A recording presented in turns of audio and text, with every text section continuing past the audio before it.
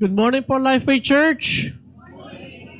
What a blessing God has given us to you today that we can celebrate and worship His name.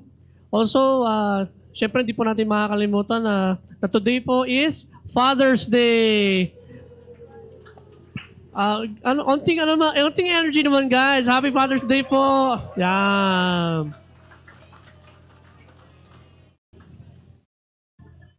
Let us all stand. Let us sing. Let us sing to our Heavenly Father.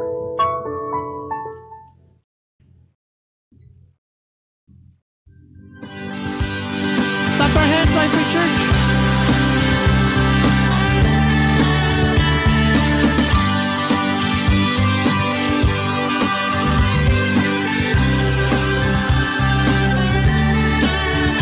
You are holy. You are mighty. You are mighty. You are worthy. You are worthy. Worthy of praise. Worthy of praise. I will follow. I will follow. I will listen. I will listen. I will love you. I will love you. All of my days. I will sing to and worship. I will sing to and worship the King who is worthy. I will love Him, adore Him. I will bow down before Him.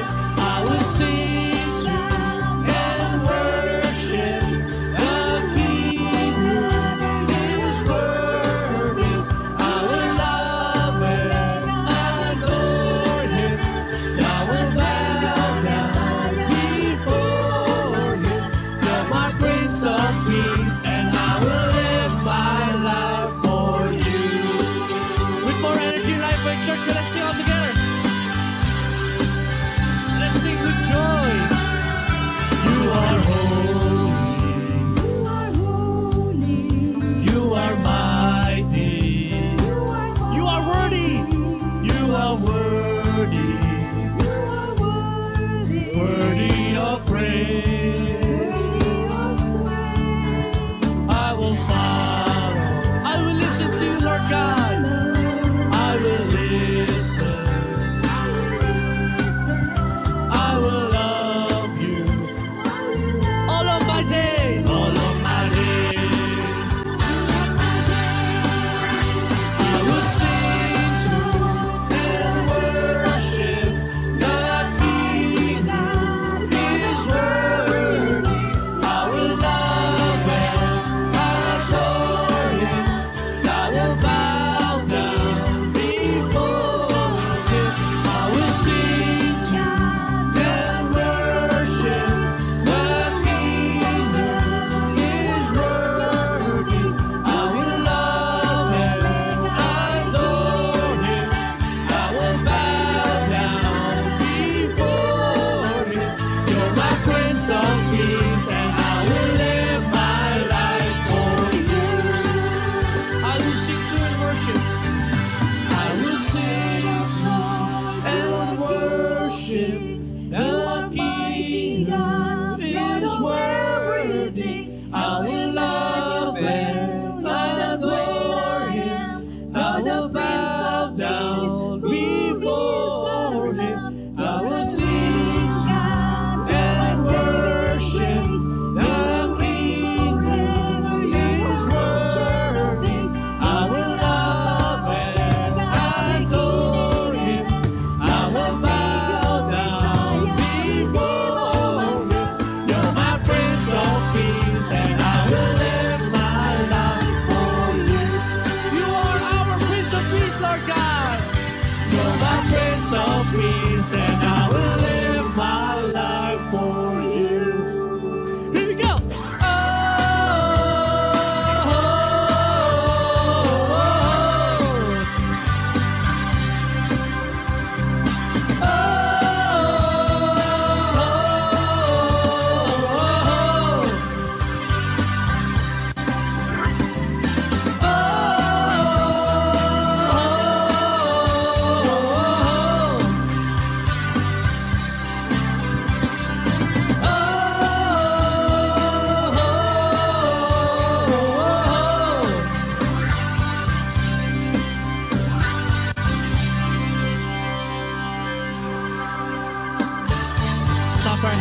our Lord God. Psalms 103 verse 13 says, "The Lord is like a father to his children, tender and compassionate to those who fear him." Let us celebrate our Heavenly Father.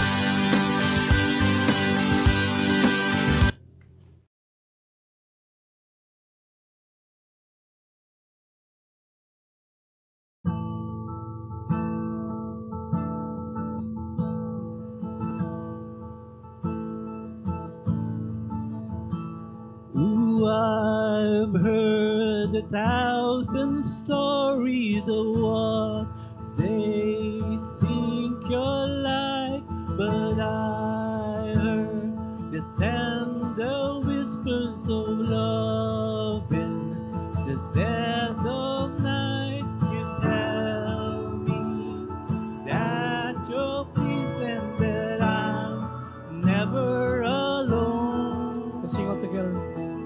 You're a good, good father. It's who you are. It's who you are. It's who you are. And I'm loved by you. It's who I am. It's who I am. It's who I am.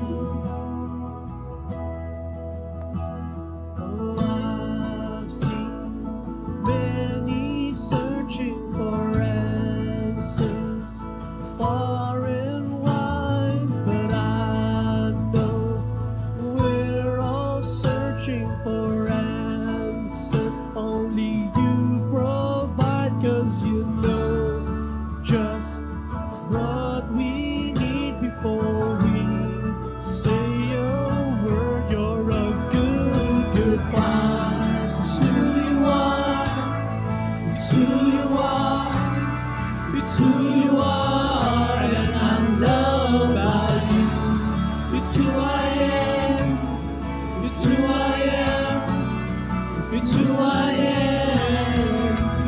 You are perfect in all of your ways.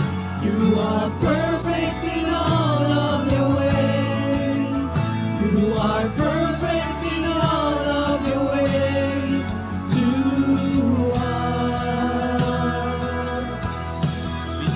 You are perfect in all of your ways. You are perfect in all of your ways. You are perfect in all of your ways to us. Oh, it's love so undeniable. I can hardly speak. He's so unexplainable. I can hardly think as you call me. Deeper still as you call me. Deeper still as you call me. Deeper still into love.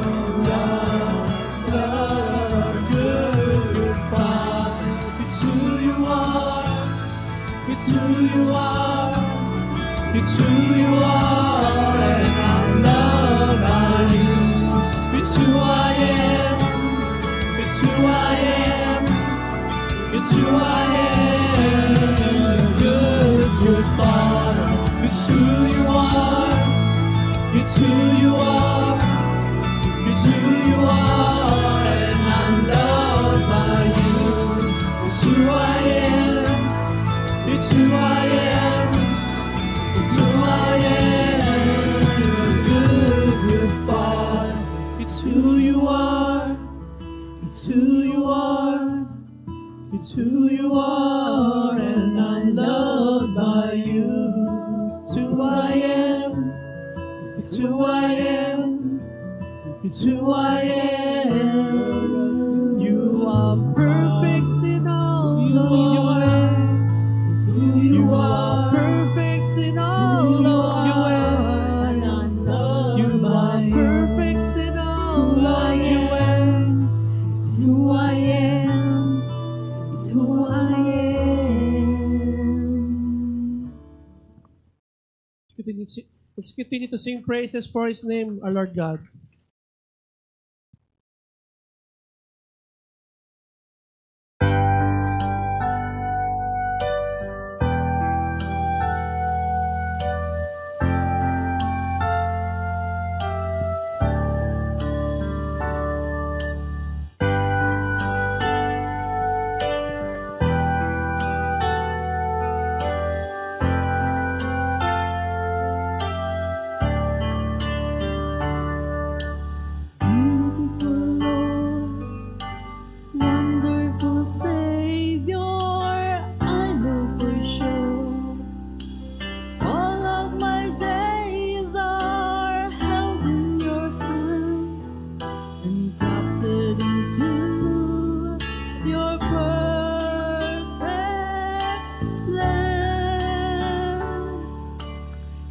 Gently call me into your presence, guiding me by your Holy Spirit. Teach me, dear Lord, to live all of my life through your eyes. Let's sing all together.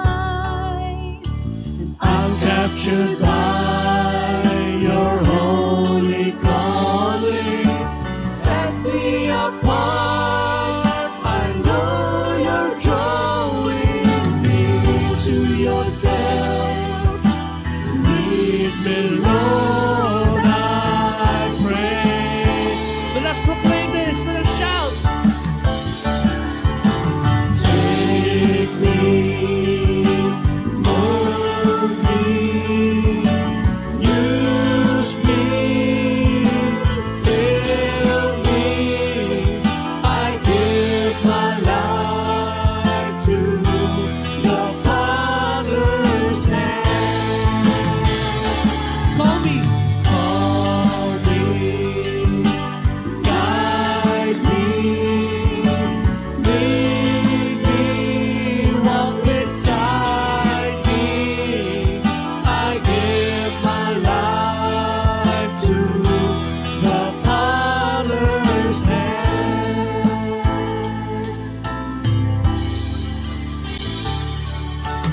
You gently call me into your presence, guiding me by your Holy Spirit. Teach me, dear Lord, to live all of my life through your eyes. I'm captured by your holy calling. Set me apart. I know you're drawing me to yourself. Lead me, Lord, I pray.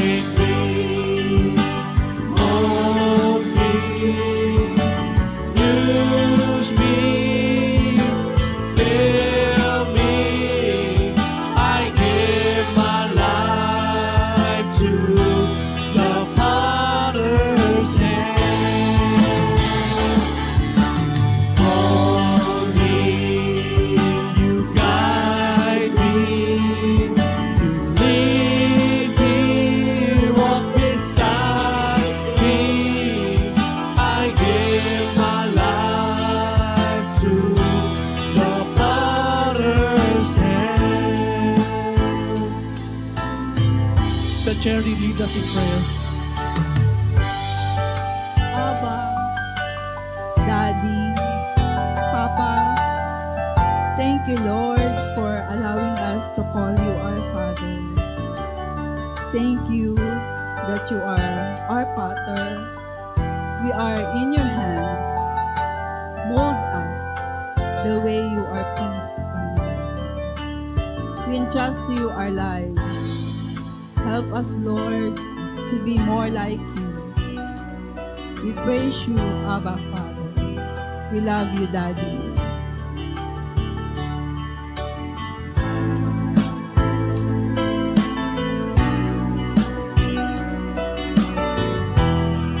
Let us shout it to the heavens. I'm captured by your holy calling. Set me apart. I know you're drawing me to yourself. Lead me, Lord, I pray.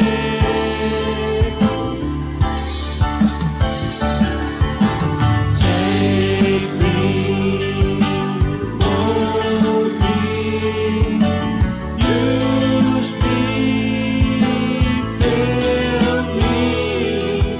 I give my life to the Father's hand. Call me, guide me, lead me, walk beside me. I give my life to the Father's hand. Let's live our loudest claps for our Lord now.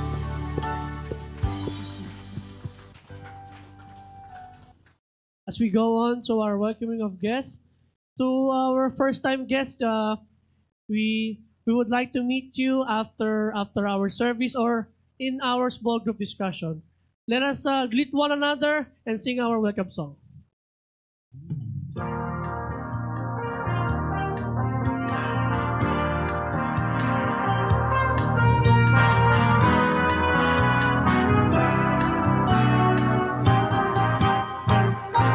I love the thrill that I feel when I get together with God's wonderful people. Love the thrill that I feel when I get together with God's wonderful people. What a sight just to see all the happy faces, praising God in heavenly places. Love the thrill that I feel when I get together with God's wonderful people. Let's sing it one more time. Yeah, meet one another na po. Come on. Oh. Extended po ang ating welcome song. I love the thrill that I feel when I get together with God's wonderful people. Love the thrill that I feel when I get together with God's wonderful people. What a sight just to see all the happy faces, praising God in heavenly places. Love the thrill that I feel when I get together with God's wonderful people. Clap our hands po. Let's take po our seats. Let's sit po. Let's sit.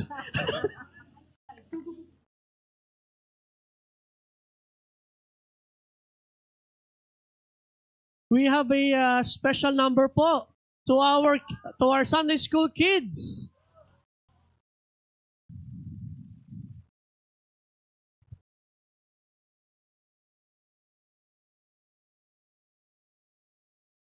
May mahabol pa. Sa stage po, sa stage.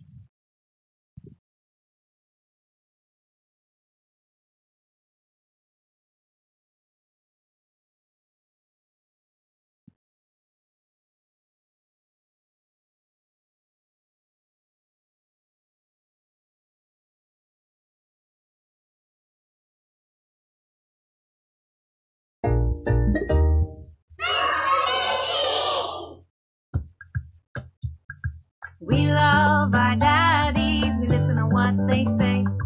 We love our daddies, happy Father's Day. We love our daddies, we listen to what they say. We love our daddies, happy Father's Day. Dads are heroes, dads are very brave. Dads are the best because they keep us safe. Dads are playful, dads are very strong. Dads make us feel better when something is wrong. We love our daddies, we listen to what they say. We love our daddies, happy Father's Day. We love our daddies, we listen to what they say.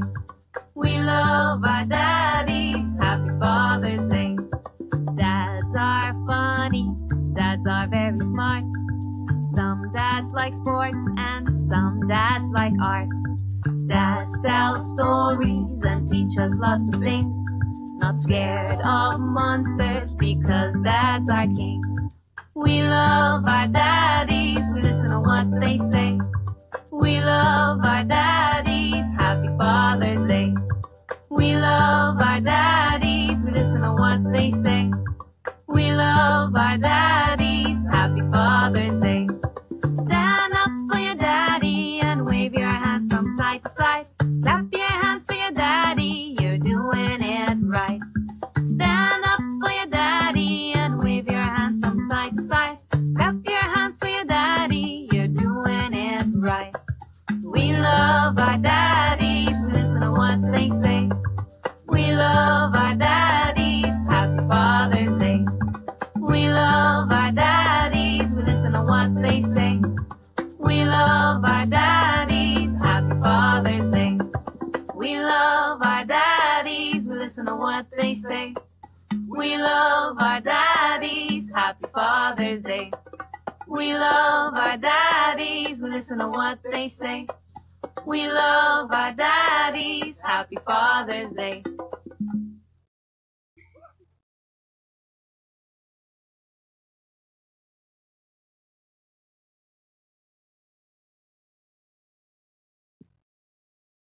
Thank you, kids. Diyan muna kayo. Dali lang. Good morning, everybody. Pastor Rene, could you kindly please pray for the kids before we send them to Sunday school? Samahan niyo ako sa pagpapanalangin sa mga batang ito. Let us pray. Lord, it is such a joy na makita ang mga batang ito na unti-unti, lumalalim ang kanilang pagkaunawa kung sino ang Diyos, that He indeed is our Father, that He is our Lord, and Jesus Christ is our Savior.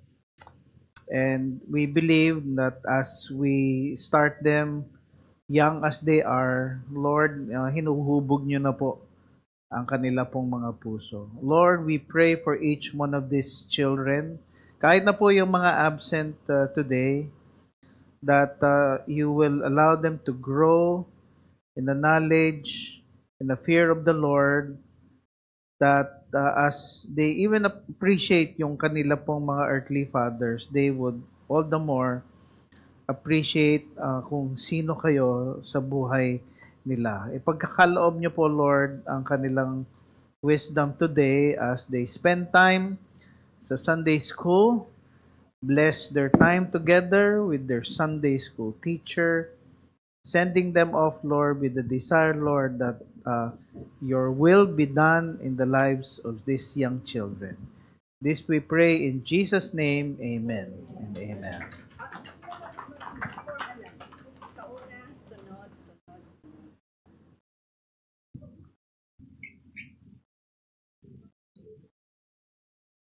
Okay, thank you very much, kids. Thank you, Pastor. All right, let's go to our announcements this morning. Okay, our usual activity, of course. Let everyone abide in prayer. So, let's continue with our prayer meetings.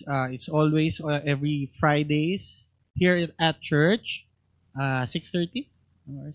6:30 p.m. every Friday. Of course, so kahit sa bahay, ugaliin po natin lagi tayong mag-pray. And then, of course, our Bible reading guide, our Eat the Word. Okay, for the month of June, nasa na ba tayo ngayon? June 15, so, ayan, Samuel na tayo, Psalm, okay? Ngayon, last day. Psalm 18, 121, 123, and then for the week, sa na tayo? Psalm 124 to 125, okay?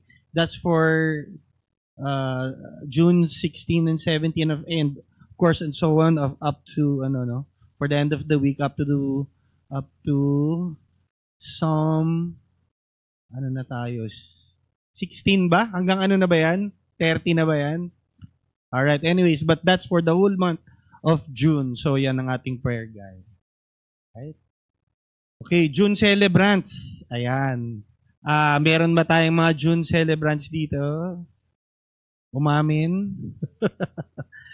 Hindi namin kayo sisingilin ng libre. Naman libre, okay lang yan. So, baka meron lang tayo hindi alam na celebrant pala. Wala? Alright.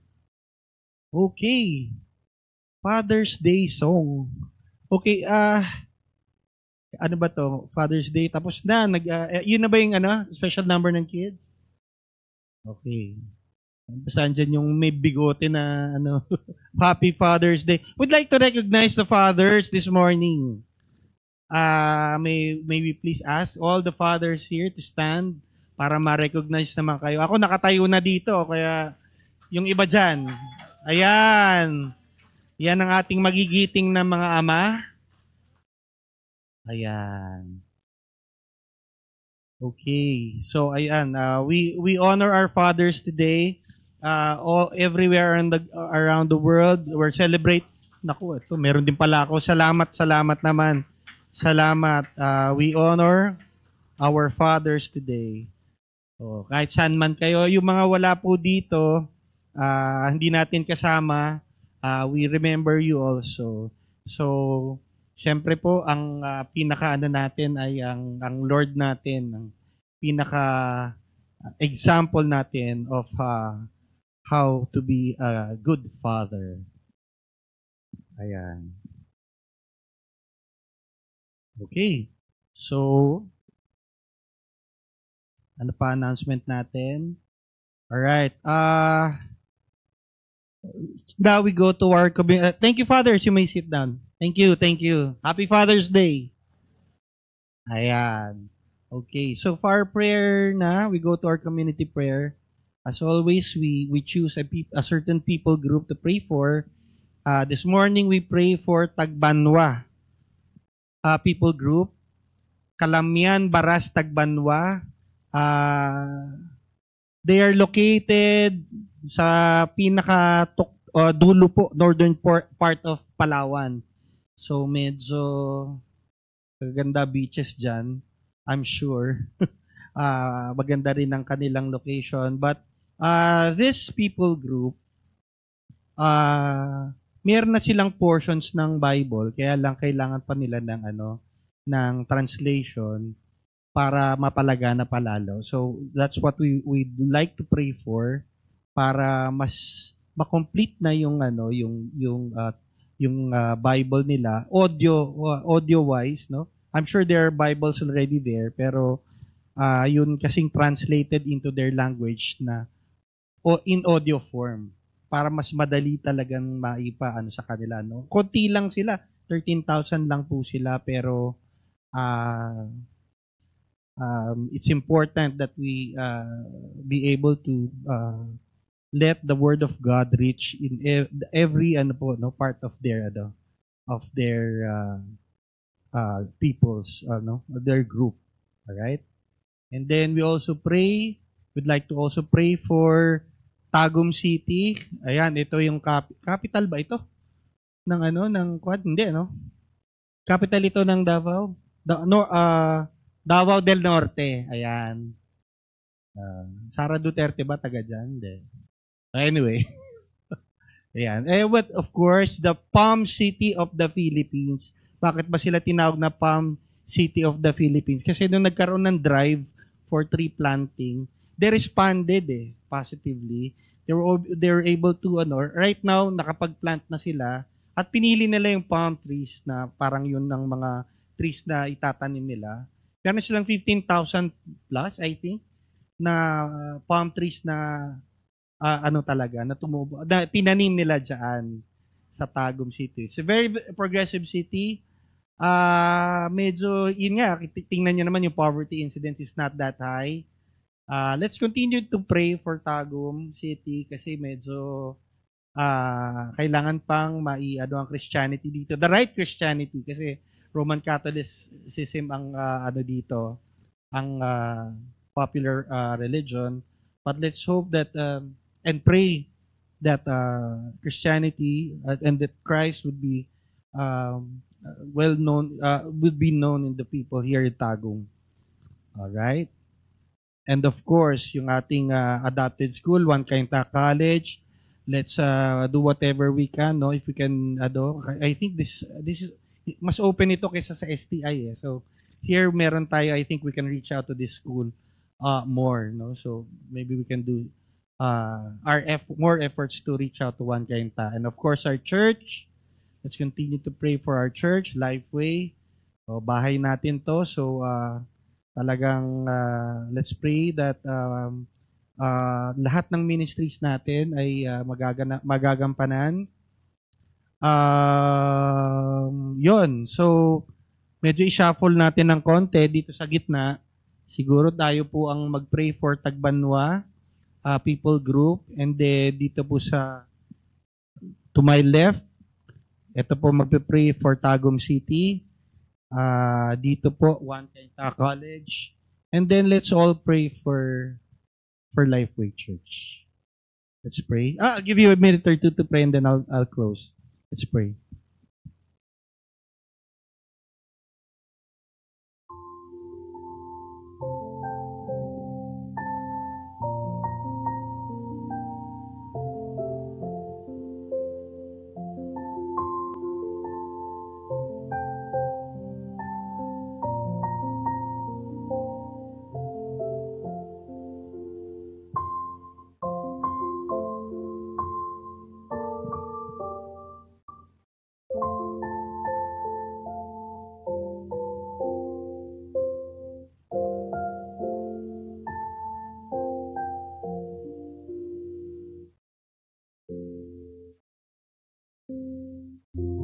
Lord God, first of all, happy Father's Day. You are our Father. You are our Lord. Jesus, you are our Savior. Holy Spirit, you guide us every day of our lives. We honor you today, Father.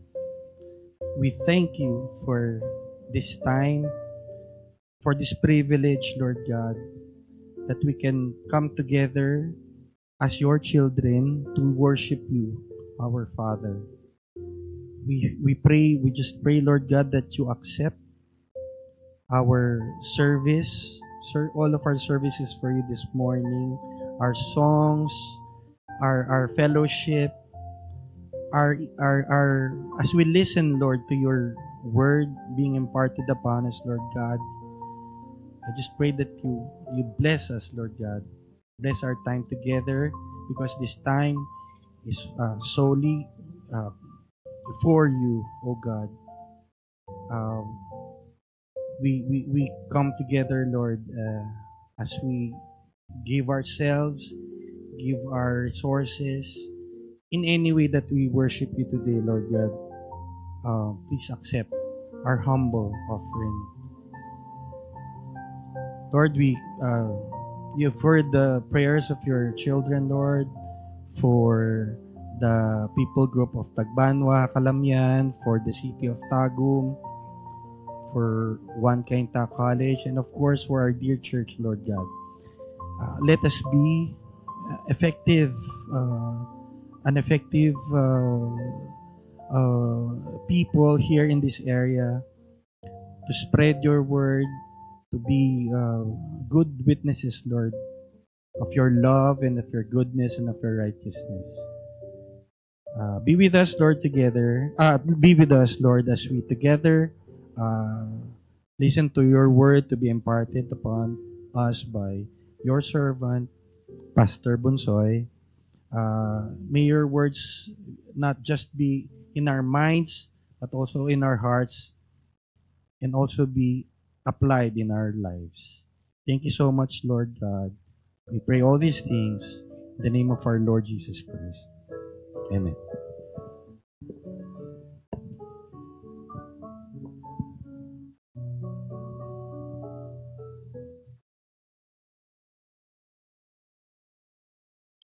As we go on to our giving, let us set ourselves with a genuine heart, clear our minds with thoughtfulness as we give back what you gave to us. Father God, you are everything that we need. Let us pray. Gracious, loving God, thank you for all the blessings that you give to us every day. May what we give be used to build your kingdom and to help those who are helpless. In Jesus' name we pray. Amen.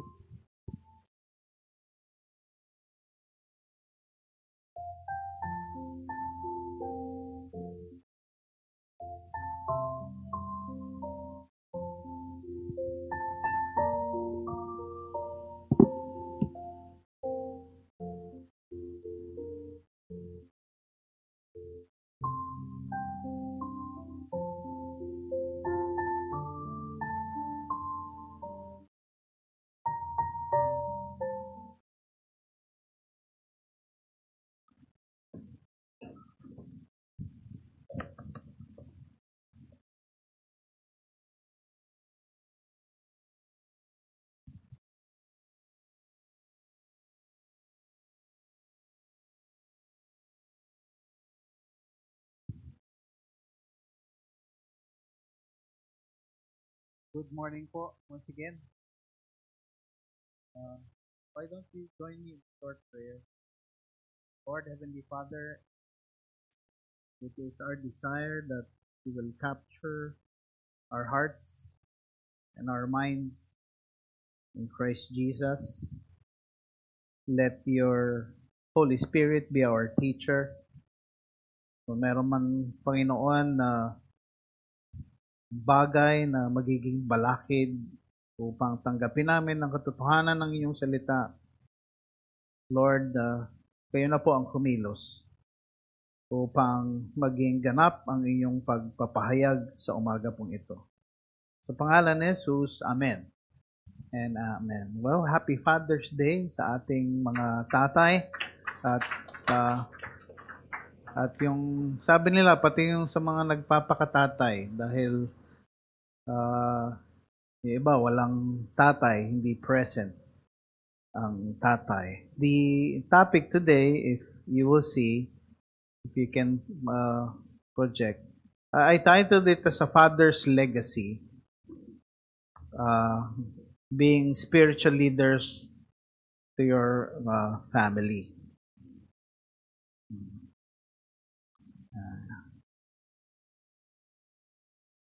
Yan. Pag sinabi nating legacy, parang when I use this word, ang nasa isip ko, parang ang bigat naman nito, legacy. Ano ba yung mas word na pwedeng gamitin na mas medyo mild naman? Ano ba yung, parang wala yata eh. Ano ba yung maiiwan mo na legacy?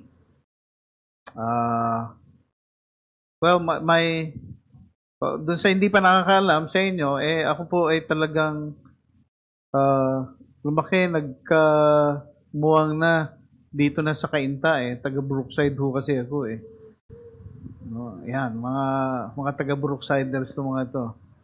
No? Kaya danas ko yung baha. No? Danas natin, no, yung mga taga Cainta, at least danas ko yung baha. Pero noong una, yung mga baha noon mild pa Eto na lang talaga nung naging, ano ba yun? Yung Ondoy. No, na talagang hindi kami, ang natrap dito yung mother ko at saka yung bayaw ko. Na yung bahay namin yan sa Area 1, sa Colombo Street, Noong mga panahong nagbabaha pa, mga late 70s hanggang 80s, yung bahay namin mas mataas sa ibang bahay, kaya nagkukup-kup kami ng mga kapitbahay, siguro hanggang 3 hanggang 4 na pamilya. Hindi kami pinapasok. Noong Ondoy, 2 steps na lang abot na sa second floor. Kaya sobrang devastating. You could just imagine yung sira nung bahay. It took a long time before, well, hanggang ngayon, may mga nire-repair pa. No, bahay namin was there since 1973, I think. So it's an old house. Kaya pagka nagkakakwentuhan kami ng mga taga Brookside, alam namin kung sino yung mga dating mga basketball player, kung sino yung mga gandang bahay, sino yung mayaman. It was a very good kaya I'm thankful to my father na nirelocate kami from Malabon dyan sa area na yan. Ngayon naman ako ay nasa San Jose del Monte, Bulacan, kung saan doon naman ako nag-uugat na. Now hopefully I can leave some legacy to my children. Well, talking about legacy, usually inheritance, kung ano yung iniwan mo. Pero sino ba naman hindi naman lahat merong ipapamana no? Pero if tama ba yung aking ginagawa? Yan.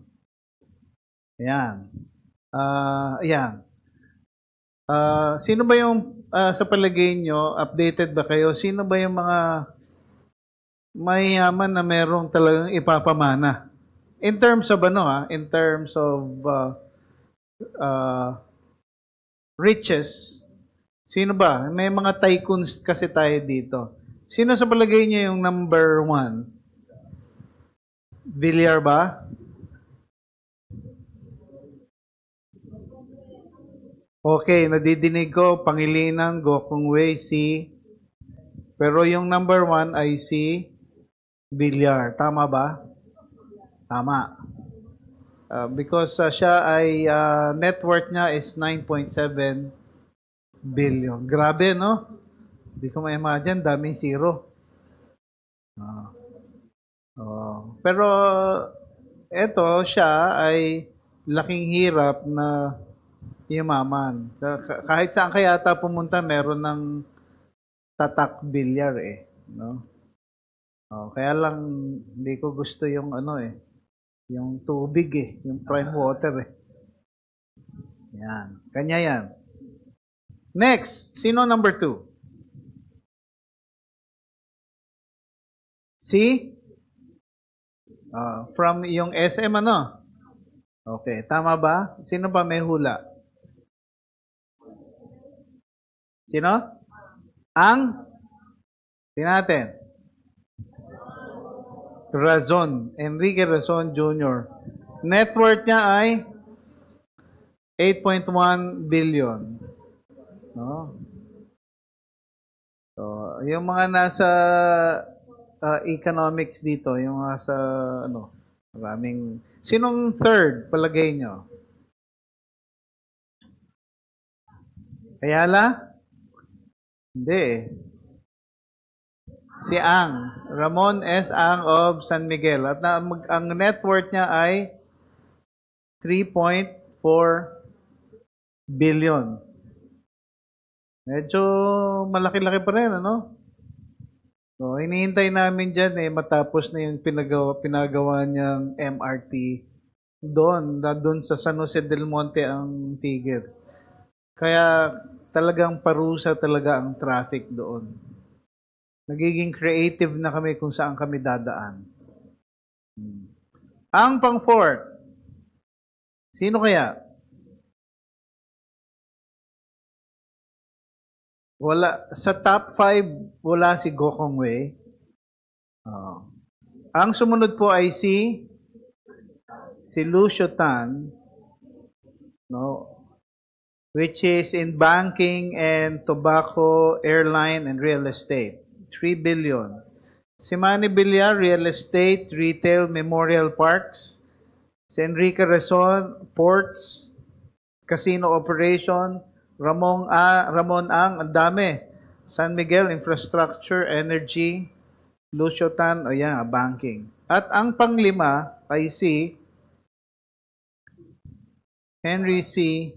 Jr., which is worth 2.3 billion. Alam natin, SM Group, Retail, and Property Development. Now, sino naman ang pinaka-youngest na palagay nyo billionaire in the Philippines?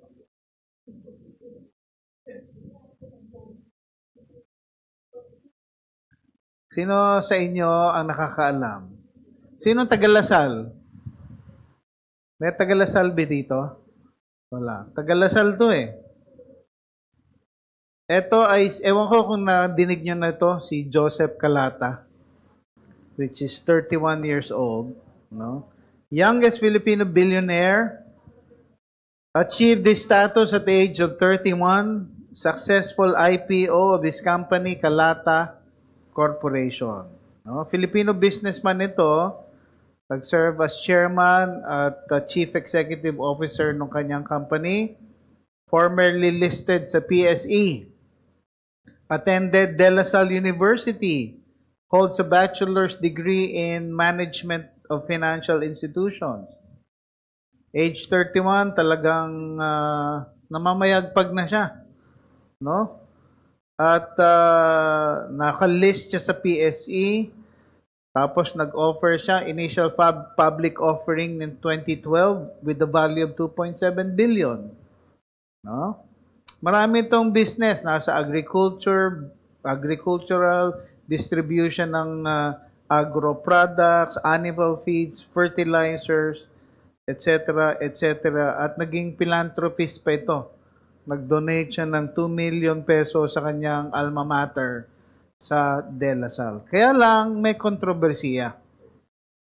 Okay? Anong controversies? No? Number one, market manipulation. No? Nag-manipulate siya, no? Making false statements to induce investors to buy the company's shares. No? Dahil doon, meron na siyang permanent ban from leading PSE-listed companies. And at the same time, alam niyo po bang nakulong na siya at nakonvict na siya. So, maganda yung simula at ganda yung pangalan niya, kanya lang, ayun. I talked about this because maganda mga tatay, meron tayong iniisip ano ba yung iiwan nating legacy sa ating mga pamilya. Present realities, babaliktad ko yung aking present realities, sabi ng isang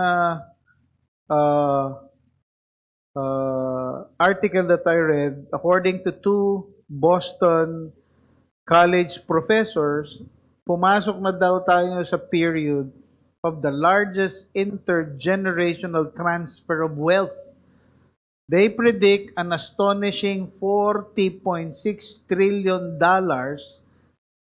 ay ipapasa daw from parents to children during the years 1998 to 2052. Ang daming zeros, no? Yan daw yung halaga ng pera o yaman na ita-transfer from the parents to their children. Yet, at the same time, we are squandering a great spiritual heritage. So much so that in many cases, very little wealth or spiritual wealth remains to be transferred to the next generation. So kahit na ganun kalaki yung perang maita-transfer sa mga bata o sa mga anak, parang we are squandering spiritual heritage also. No? And so, as we see more and more young people drift away from Christ and the church, one cannot help but wonder, what will become of us? Will the church remain a viable force in the world 40 years from now? Ibig sabihin, yung mga kabataan ngayon, no, ay ano kaya? Viable pa ba kaya sa kanila ang church? No? So, hindi naman bago ito sa atin eh. Because according to the Bible, it is attributed, o yung failure nito is attributed to fathers who failed on to pass the spiritual wealth to the next generation. In the Bible, in the book of Judges, merong sinasabi doon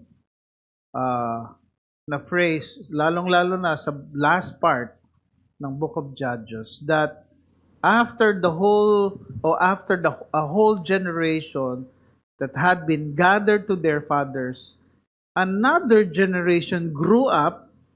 Ito ang nakakalungkot. Another generation grew up who knew neither the Lord nor what He had done for Israel. Yan yung malungkot na narrative ng book of Judges. And the next verse on goes to say that this generation, yung sumunod, did evil, forsook the Lord, followed and worshipped other gods, and provoked the Lord in anger.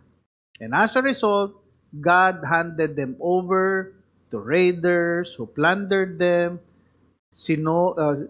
binenta yung yung mga tao, binenta sa kanilang mga kalaban, and they became slaves and they suffered greatly.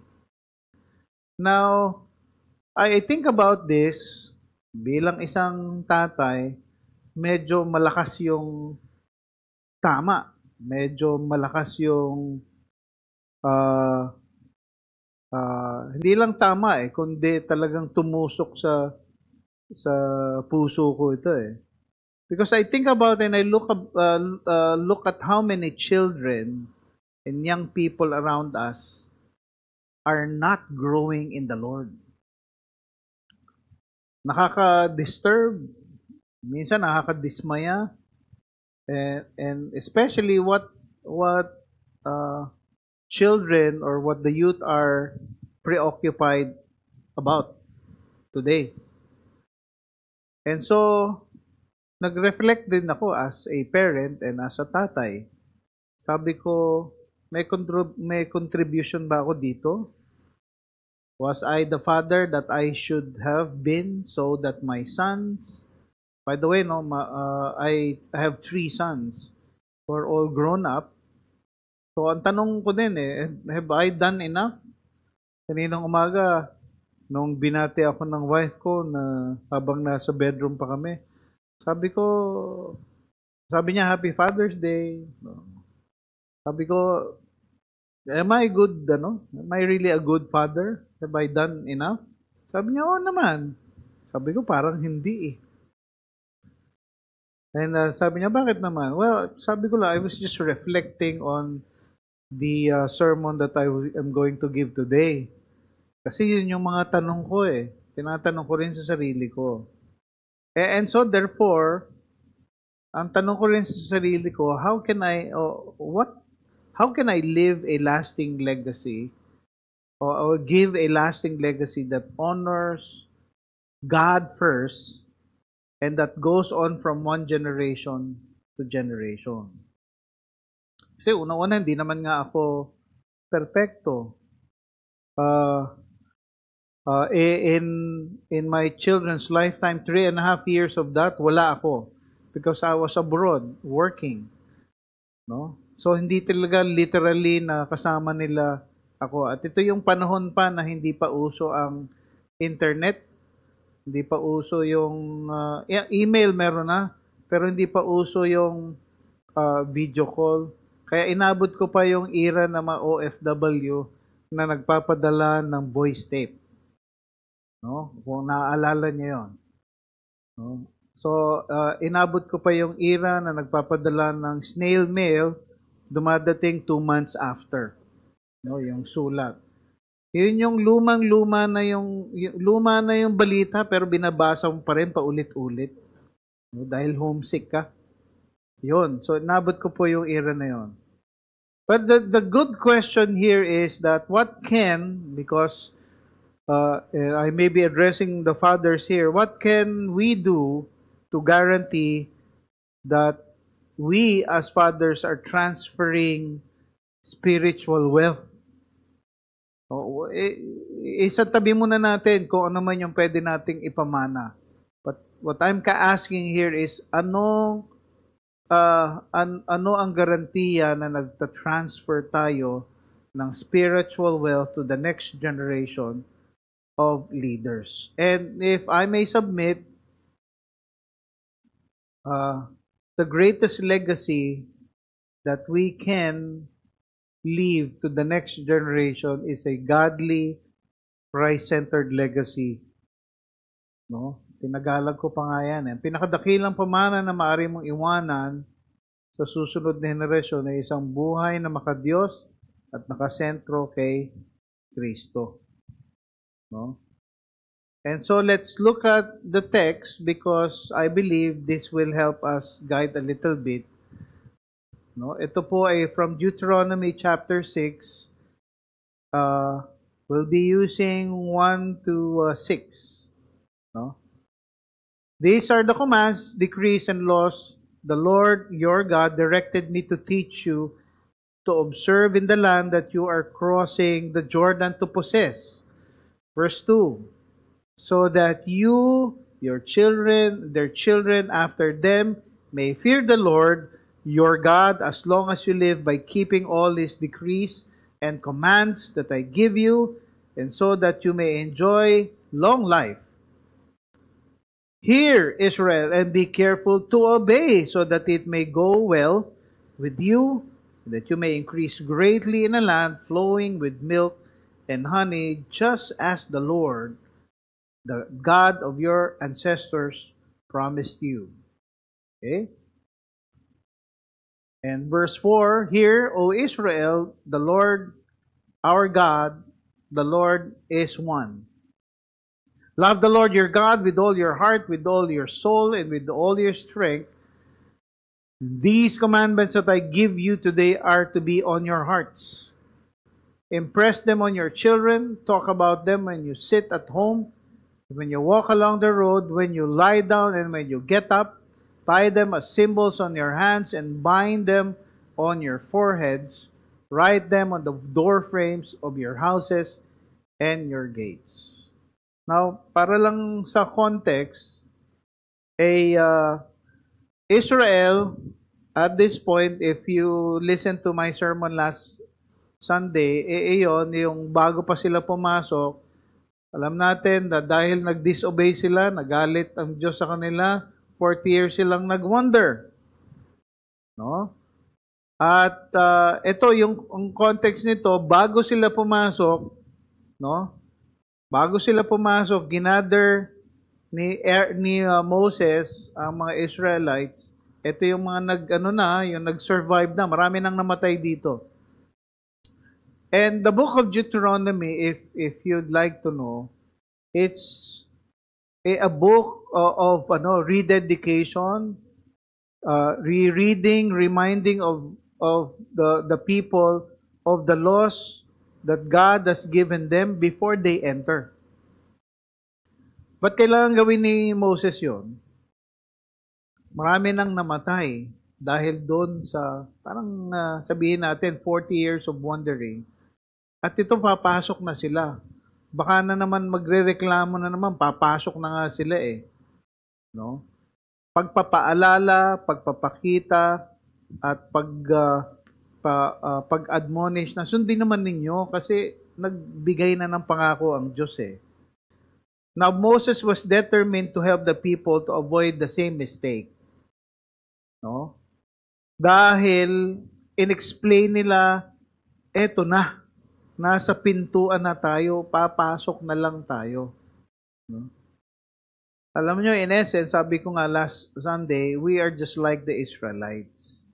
We all had made mistakes in the past, and we all, at some point in our lives, did not trust God and obeyed Him fully when He asked us to follow Him.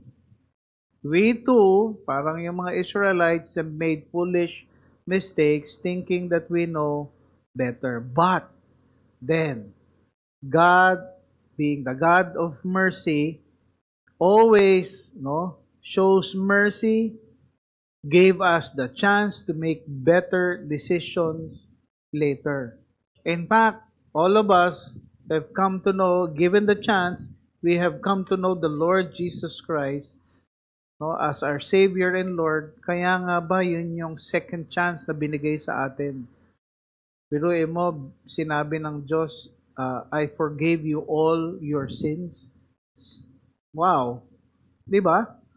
A second chance to live a life that is full and meaningful, that is according to God's plan for you.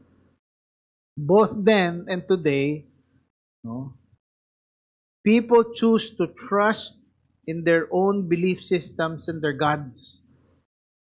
Kaya nga doon nagiging problema. That is why we long for the day that when God is recognized as the only God through Jesus Christ, our Lord and Savior. That's why we have churches like this. We go to the metro, we share the Word of God, we open the doors of the church, we open the doors of our homes, magba-Bible study tayo, nagpapapasok tayo ng mga hindi nating kakilala, nagpapakilala tayo, we share the gospel to them. Yun yung gusto nating mangyari. And again, this is always in preparation for the legacy that we are going to live here on earth. So, bilang mga tatay, bilang mga magulang, ito yung gusto nating maalala at maging paalala para sa atin. So, isa-isahin natin. Yung una, love the Lord your God with all your heart and with all your soul and with all your strength. Simply, we can say loving God or loving God unwaveringly, completely. Kasi with all your heart, with all your soul, with all your strength, completely, absolutely. Now, this command seems impossible to obey.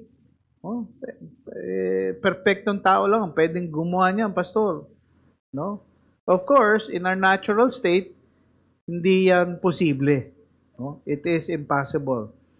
But, it is also, to disobey any of His commandment is already a sin. Di ba? So, even without considering the sins we commit daily, we are already condemned by our inability to obey these commandments. Kaya nga, this was why Jesus constantly reminded yung mga Pharisees noon. Anong sinabi niya? He reminded them of their inability to keep the law of God. Kasi sabi nila, keep nyo yung commands ni God o the law of God, okay na.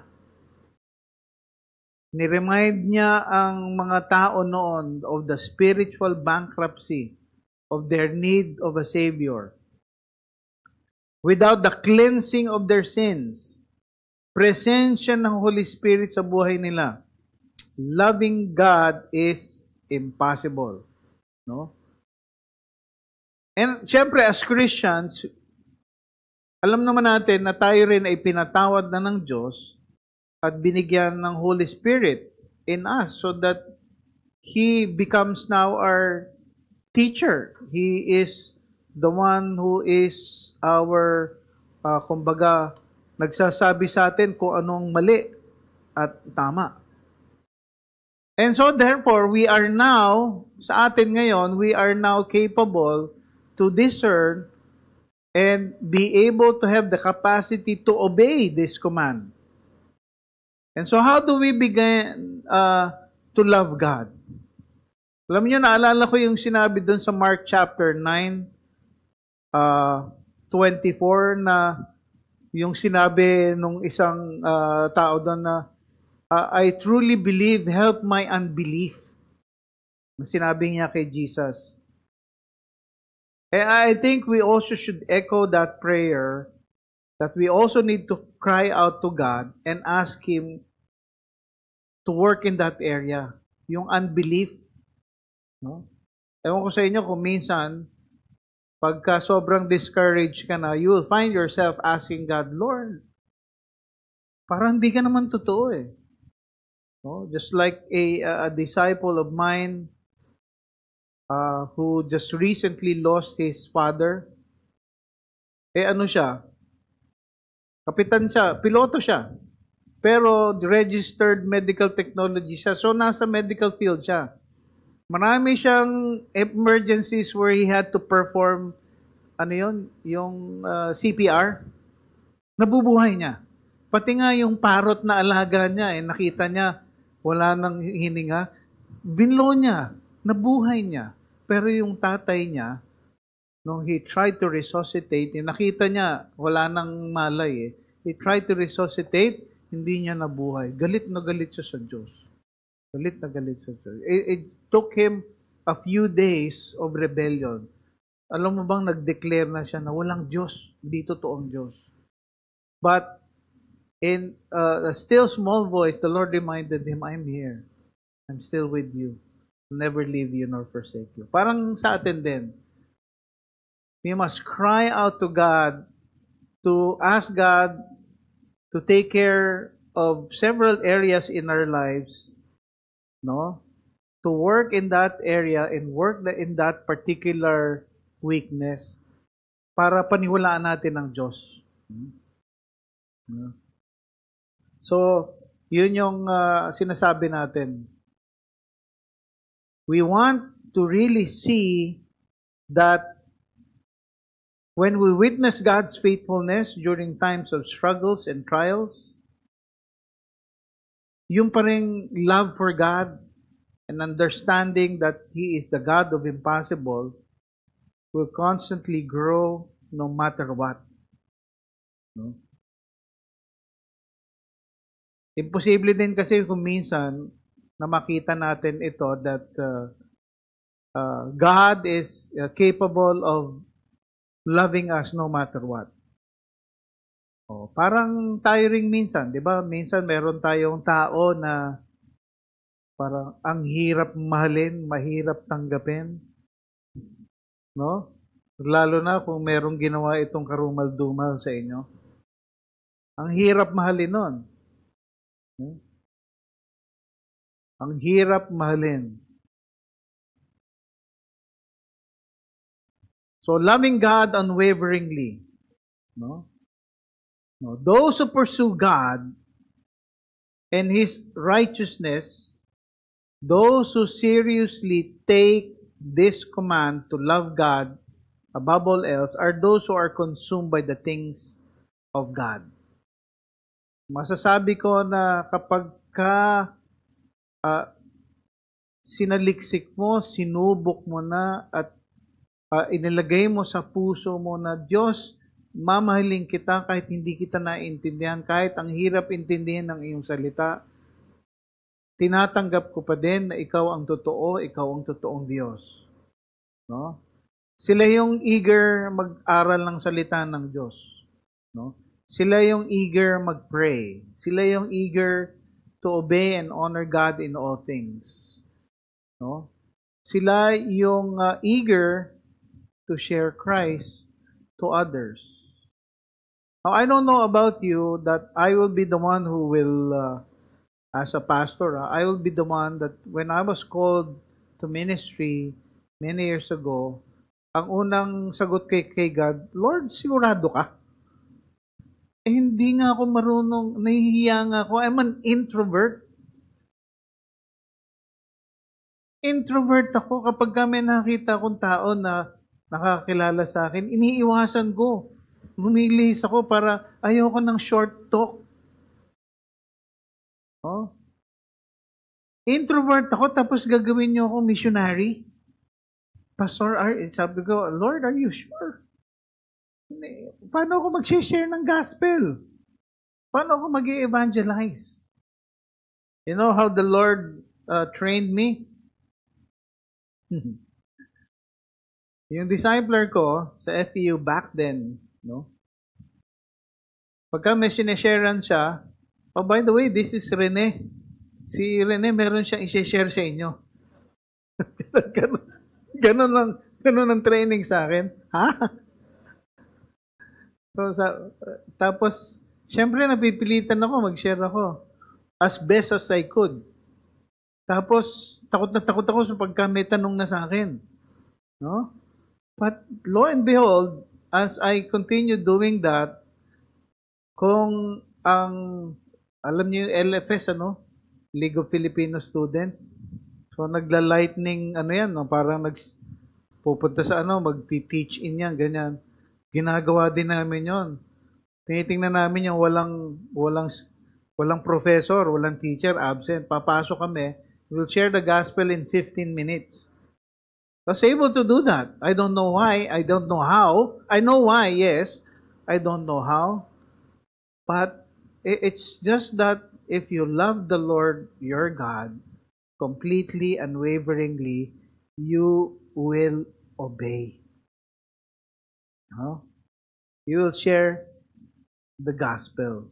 And even up to now, sabi ko nga pagka umiral yung pagka-introvert ko, ayoko makipag-usap, ayoko makipagkwentuhan. Pero that's how the way it is. When the Lord changes you, He also changes your personality.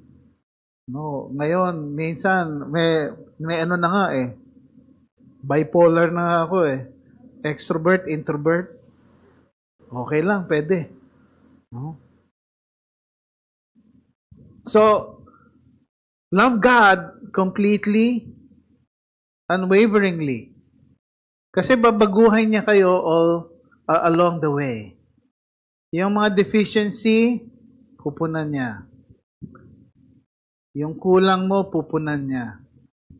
Yung hindi mo kaya, later on, you'd realize because the Lord has given you that ability and His Spirit, kaya mo.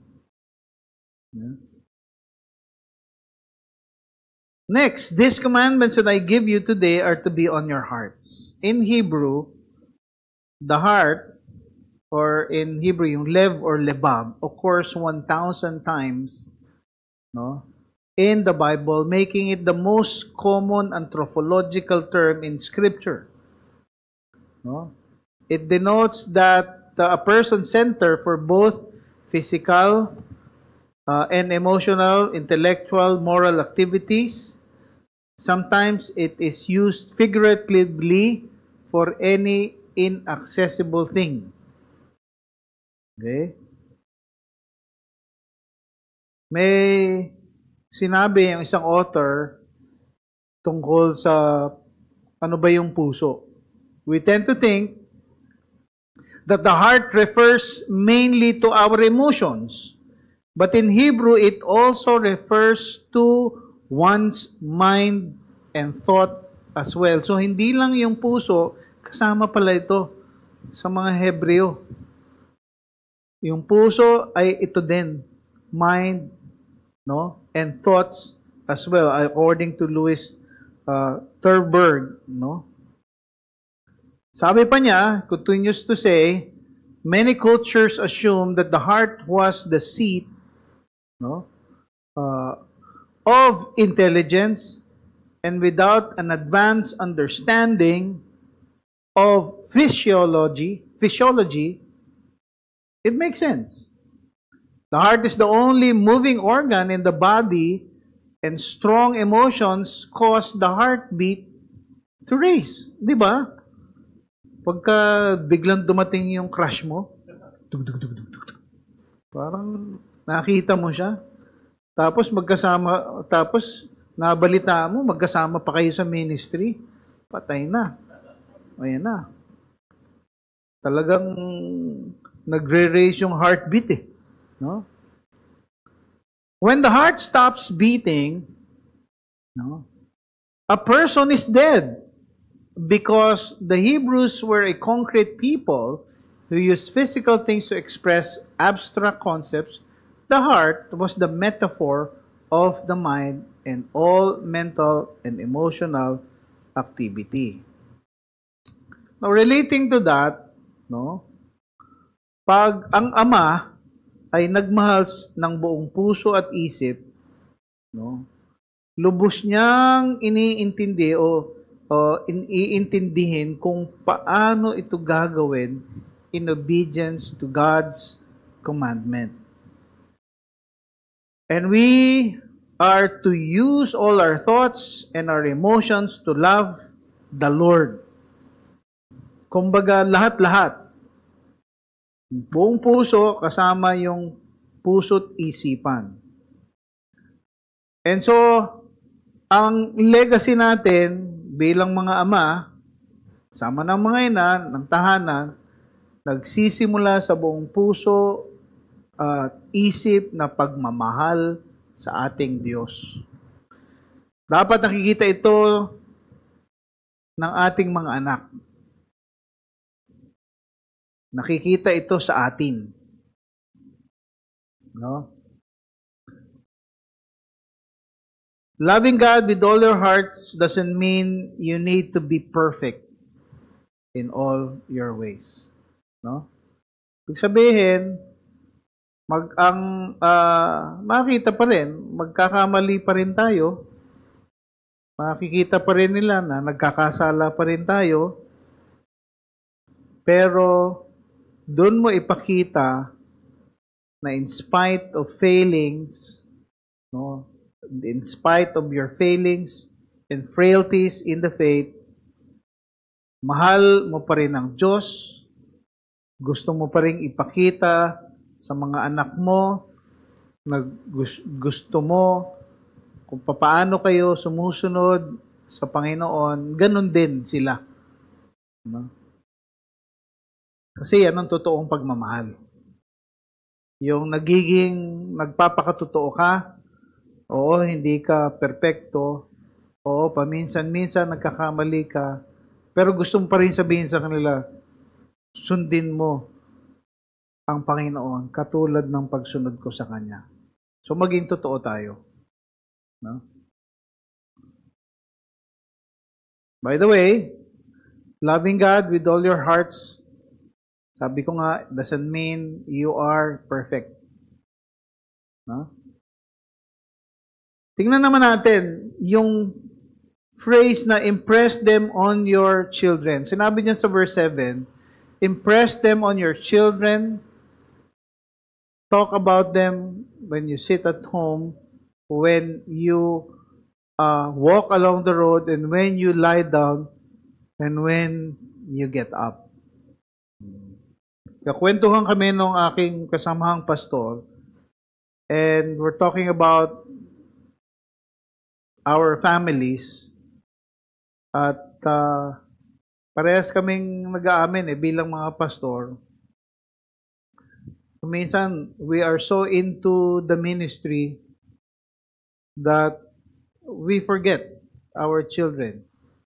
No? I remember many years ago, before I graduated dun sa International School of Theology, Asia, on the dangers of being so into studying, getting your doctoral ministry, your PhD. Now, we tend to forget the family. May isang storya pa nga na may isang katatapos lang niyang mag-doctoral ministry, dire-diretso from Masters of Divinity to doctoral ministry to double PhD, dire-diretso. To a point na pagkatapos niya ma-receive yung yung PhD niya, sinalubong naman siya ng asawa niya ng divorce papers. So, ganun katindi yung naging effect doon sa marriage and doon sa family. So, what's a double PhD for? Kung nawala naman yung family mo. At yung mga anak mo, hindi ka kilala dahil doon. So, parang ganun yung tema ng aming pinag-uusapan. So, siya naman, sabi niya, Pastor, yung mga anak ko, meron isa doon, atheist na. Sabi ko, bakit naman? Naging atheist siya dahil sa akin daw. Bakit? Taga dito lang siya dito sa Valley Golf. Kasi sobrang niyang higpit. Naging sobrang to the children, to that particular son, he was an angry, unreasonable,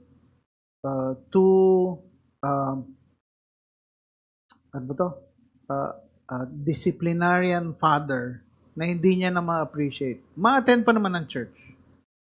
Pero yun nga yung, biruin mo, pagka napahaba yung sermon niya, nakaupo sa harap. Tapos, alam mo ginagawa nung anak na yon? Nagyoyon ng malakas.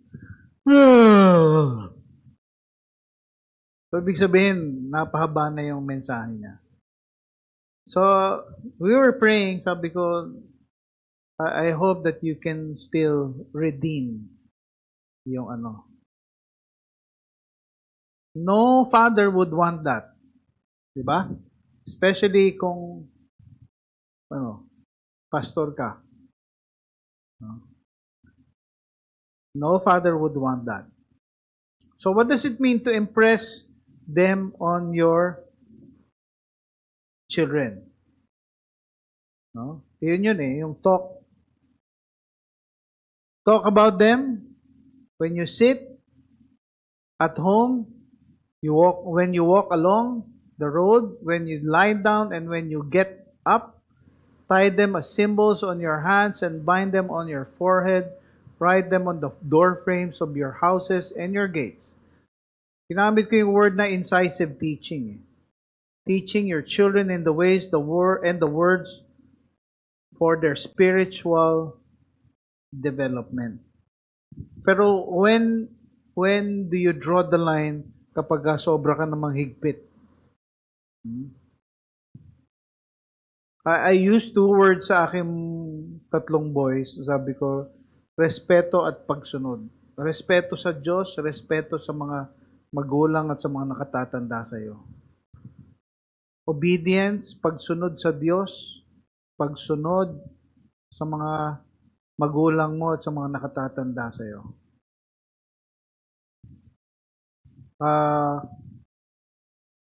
They're grown-ups, they're all working, pero nakatira pa siya sa amin, sa bahay namin. Okay lang sa akin. Merong benefits. But at the same time, meron na rin silang may mga girlfriends na. And somehow, parang nag-a-anticipate na rin kami na anytime they will settle down. But the point is this, we don't push, sabi ko nga kanina, sa aking misis, I don't push my sons to be like me. Sabi ko nga,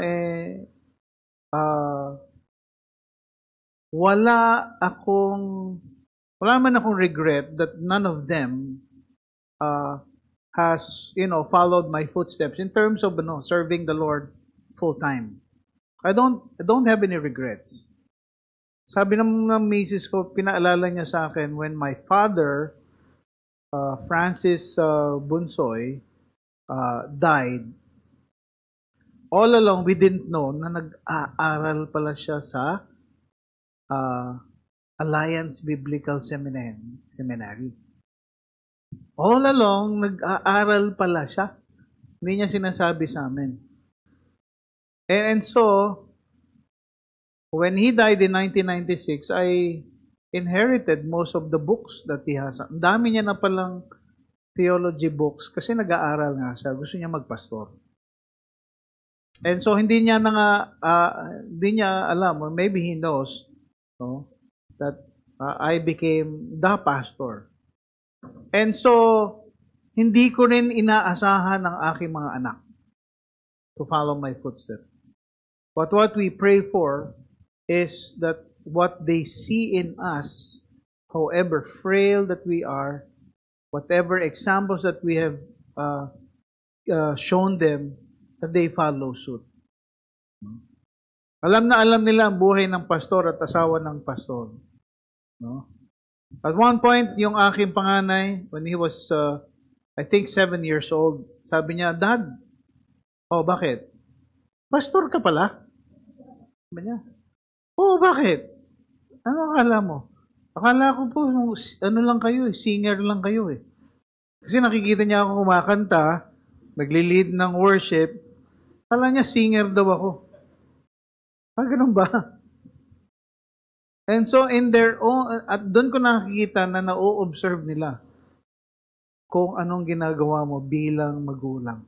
At ginagaya at ino-observe at ginagaya kanila. Pati yung pagsasalita mo, pati yung mga sinasabi mo. And they have their own experience na ano sila. Anong tawag doon? Parang nabully din na ibang tao. Sa paanong paraan? Yung kapag meron silang, minsan, siguro nagawang kalokohan, pinagsabihan siya ng principal. Ang sabi sa kanya, anak ka pa naman ng pastor? Tapos ganyan ugali mo? I had to talk to the principal, which sabi niya, ay, pastor, sorry po, hindi naman yun yung intention ko. Siguro, bugso lang ng damdamin. But my sons, kumbaga, are now at an age where ako ay coach na lamang. Hindi, consultant na lang. Kinukonsulta na lang. Hindi lahat ng sinasabi ko sinusunod nila. Meron na silang sarili. Kaya nga sabi ko nga, kahit na anong sabihin mo pa na tinrain mo and everything, no, meron pa rin silang sarili na gagawin. But, when you start impressing to them, eto yung paraan, you leave it to the Lord. No? Huwag naman sobra, ibig sabihin. No? Huwag naman sumosobra. No? Train the child the way he should go, and when he is old, he will not turn from it. Sino ang nagko-quote nito palagi? Nagre-remind. This is a very good reminder sa atin. Do not be afraid to repeat instructions and admonition. They will find its way to your children's heart. Lastly, teach them carefully to obey the instructions of the Lord. But bring them up or admonish in the discipline and instructions of the Lord. The word admonition carries the idea of reminding the child of faults constructively, and duties, responsibly, Yung nakakaintindi pa rin sa mga millennials, hindi nila naiintindihan Pagka yung mga magulang nagturo paulit-ulit, sinasabi natin, para na akong sirang plaka. Alam nyo pa ba yung plaka? Hindi na, Pero alam ko, meron mga old soul na mga millennials Meron merong turntable. May turntable na nabibili ngayon Di ba? Yung pinapaikot doon, yun yung plaka. Malaking CD. Before the CD, yun. Teach them carefully. Sabi ni Martin Luther, keep an apple beside the rod to give the child when he does well. Because reproof and encouragement must go together. There will be times, sa fathers, there will be times when walking with God will be hard. And you and I know for sure. We will have our struggles to deal with.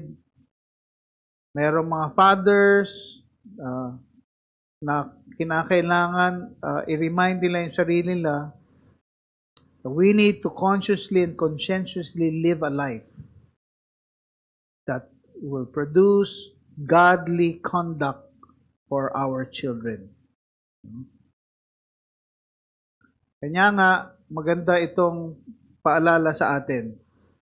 We will not hide them from their children, but to tell the coming generations the glorious deeds of the Lord and His might, and the wonders that He has done, passing them on to the future generation, passing God's faithfulness to the future generation. So sa akin, kung summarize ko lang, to build a godly, lasting legacy for our children, you love God unwaveringly, completely. You teach your children diligently, and you teach them carefully to obey the instructions of the Lord. And closing, I'm very fond of this movie, Courageous. Napanood nyo na ba yung movie na yon? Yung si Adam Mitchell, yung pinakabida doon, pulis siya eh. He used this speech. No? Ito sabi niya, I now believe that God desires for every fathers to courageously step up and do whatever it takes to be involved in the lives of His children. But more than just being there or providing for them, He is to walk with them through their lives and be a visual representation of the character of God, their Father in heaven. No? A father should love his children and seek to win their hearts. He should protect them, discipline them, and teach them about God. He should model how to walk with integrity and treat others with respect, and should call out his children to become responsible men and women who live their lives for what matters in eternity. Some men will hear it or will hear this and mock it or ignore it. But I tell you that as a father, you are accountable to God for the position of influence He has given you. You can't fall asleep at the wheel only to wake up one day and realize that your job or your hobbies have no eternal value, but the souls of your children do. Some men will hear this and agree with it, but will have no resolve to live it out. Instead, they will live for themselves and waste the opportunity to live a godly legacy for the next generation. But there are some men who, regardless of the mistakes we've made in the past, regardless of what our fathers did not do for us, will give the strength of our arms and the rest of our days to loving God with all that we are, and to teach our children to do the same. And whenever possible, to love and mentor others who have no father in their lives, but who desperately need help and direction. I am now inviting every man, every father to stand up. Lahat ng mga tatay, can you stand up before the congregation? If you're a father, I'm inviting you to stand with me to read this resolution. So, sabihin nyo lang, ako sabihin nyo yung pangalan nyo, and then we will read this all together. Sige, sabihin natin, ako si Rene Bunsoy, and in my home, the decision has already been made. Sige, basahin natin, sabay-sabay. In my home, the decision has already been made. You don't have to ask who will guide my family, because by God's grace, I will. You don't have to ask who will teach my son to follow Christ, because I will. Who will accept the responsibility of providing and protecting my family? I will. Who will ask to break the chain of destructive patterns in my family's history? I will. Who will pray for and bless my children to boldly pursue whatever God calls them to do? I am their father. I will. I accept the responsibility, and it is my privilege to embrace it. I want the favor of God and His blessing on my home. Any good man does. By God's grace, I want to be a man of courage. By God's grace, I want to be a father who fears the Lord. By God's grace, I will rise up and answer the call that God has given me. So help me God. Palakpakan naman po natin yung ating mga tatay. And even as I pray, can everyone now stand up and stand before and with your father and just reach out and join me in prayer.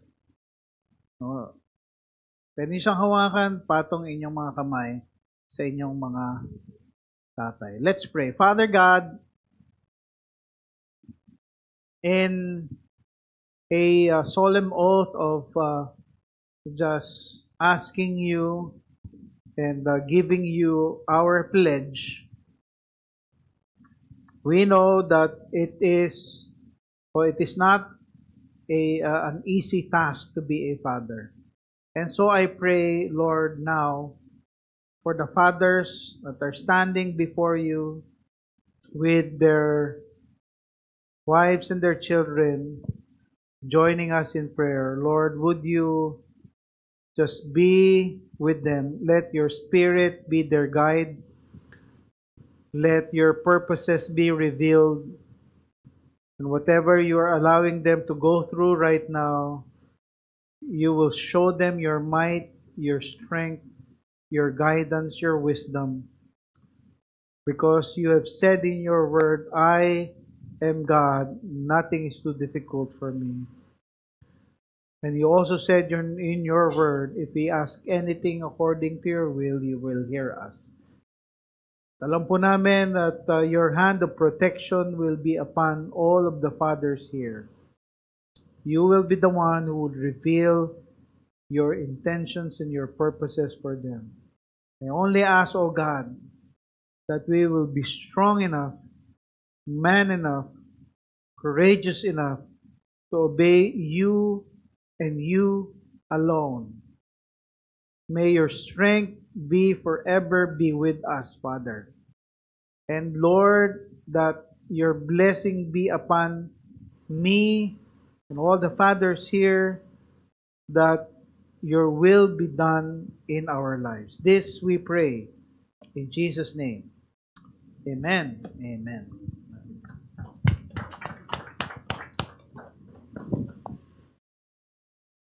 Thank you, Pastor Rene, for that wonderful message about the love of our Heavenly Father to His children, us.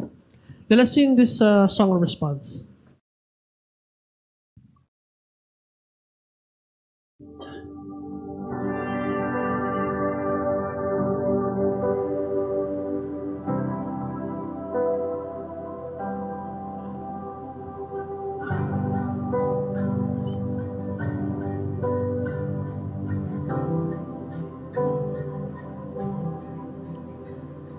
came to the world you created, trading your crown for a cross. You willingly died, your innocent life paid the cost. Counting your status as nothing, the King of all kings came to serve, washing my feet, covering me with your love. If more of you means less of me, take everything.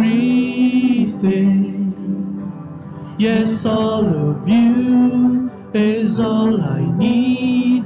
Take everything.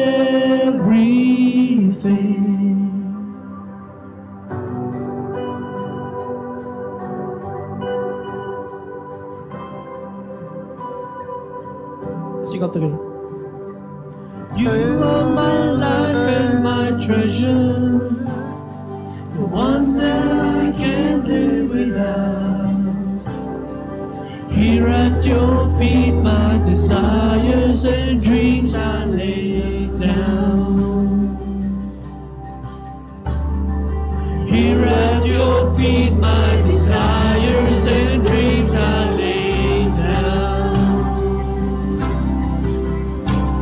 If more of you means less of me, take everything. Yes, all of you is all I need. Take everything. If more of you means less of me, take everything. Yes, all of you is all I need. Take everything. Oh Lord, change me like only you can. Here with my heart in your hands. Father, I pray, make me more like Jesus. This world is dying to know who you are. You showed us the way to your heart. Father, I pray, make me more like Jesus. Oh Lord, change me like only you can. Fill with my heart in your hands. Father, I pray, make me more like Jesus. This world is dying to know who you are. You showed us the way to your heart. So Father, I pray, make me more like Jesus. More like Jesus. Make me more like Jesus. Oh, if more of you means less of me, take everything. Yes, all of you is all I need. Take everything. If more of you means less of me, take everything. Yes, all of you is all I need. Take everything. If more of you means less of me, take everything. Yes, all of you is all I need. Take everything. Oh, Lord.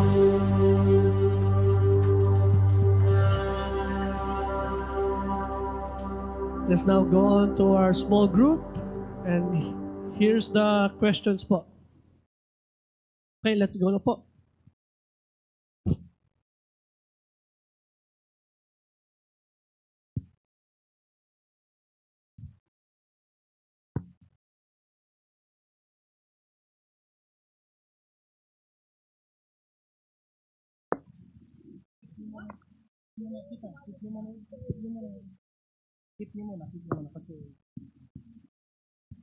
Saglit lang to eh.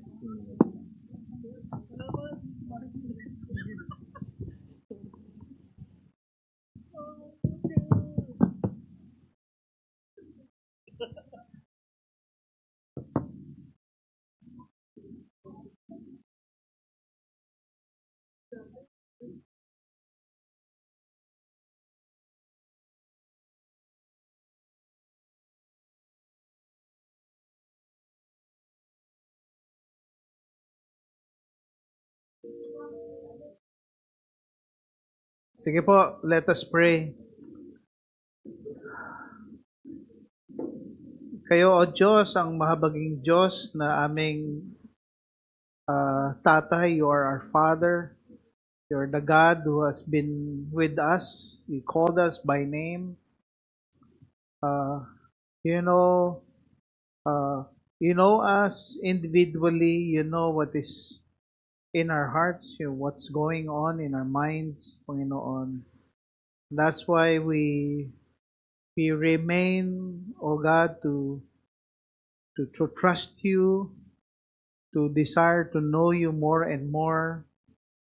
And as a church, we collectively join our hearts in praising you, giving thanks to you for the wonderful grace that you are giving us to this church, how you are allowing us to abide in you, to join our hearts together in you, allowing, O God, to see your goodness and your faithfulness and the direction that you are taking us towards the fulfillment of your Great Commission.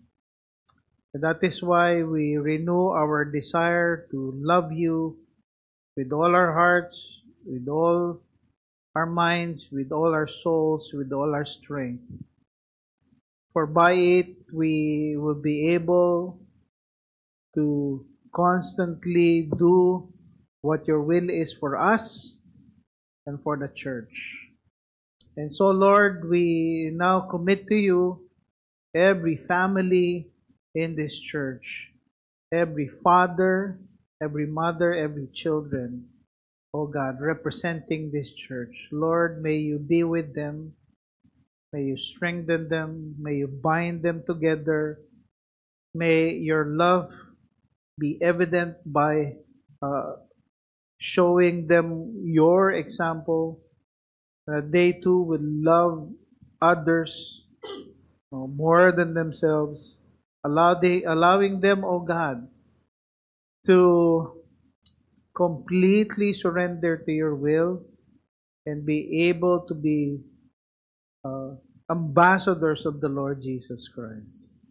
Lord, would you bless each family that they will be a blessing to other families as well. And even as we leave this place, Lord, may your abiding grace be upon us. May your presence be overpowering even our every conversation. Let your Holy Spirit be our teacher, our guide. And may the presence of the Lord Jesus Christ be the one thing in common that we share in all of the days of our lives. We thank you for gathering us for a wonderful time of worship, and now giving back to you all the glory and the thanksgiving in Jesus' name. Amen and amen.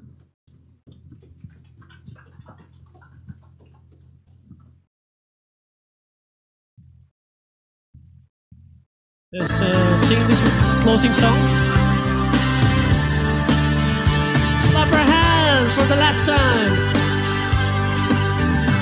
I will sing to and worship the King who is worthy. I will love and adore Him. I will bow down before Him. I will sing to and worship the King who is worthy. I will love and adore Him. I will bow down before Him. You're my Prince of Peace, and I will live my life for You. You are our Prince of Peace, Lord God. You're my Prince of Peace, and I will live my life for You. Here we go. Oh,